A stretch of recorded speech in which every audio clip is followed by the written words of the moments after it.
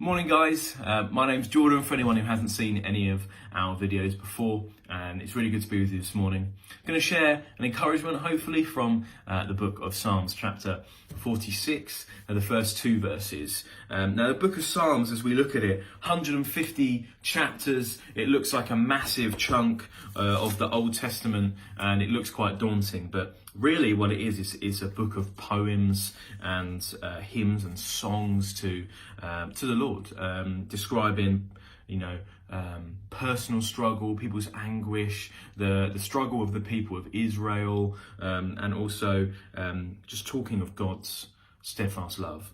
And it's a really important book in the Old Testament and in the whole Bible. So, and we know that 4 or 5 people contributed to this book. We've got David, Solomon, Asaph, Moses, and we know that there's also quoted the sons of Korah, and there may be a few others. But let's go in chapter 46, first couple of verses. God is our refuge and strength, a very present help in trouble.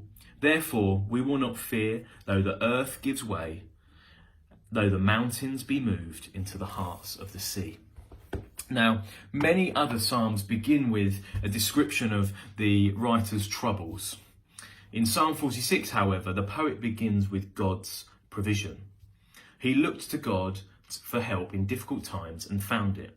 So he could say these things by experience.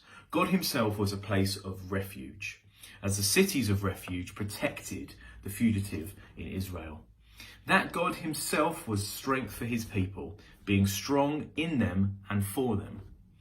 That God alone was his refuge and strength, not God plus something else or God plus someone else.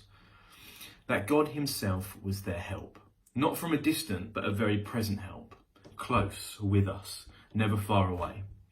If God is a real refuge and strength to his people, then there is no reason for us to fear, even in the biggest crisis. The psalmist names some of the biggest calamities imaginable, natural disasters imaginable, and speaks of how God is bigger than them all. We have a God who sent his son, Jesus, to die in our place for all the bad stuff we've said and we've thought and we've done. A God that is bigger than any of our worries and our anxieties. It's a God who was tempted in the wilderness for 40 days and has been tempted with everything that we would ever be tempted with. So we can trust that Jesus knows what we're going through. He is for us and he knows our pain and he has borne our temptation. He knows us, he is for us and he loves us. Though the earth gives way, though the mountains be moved into the heart of the sea, he is God.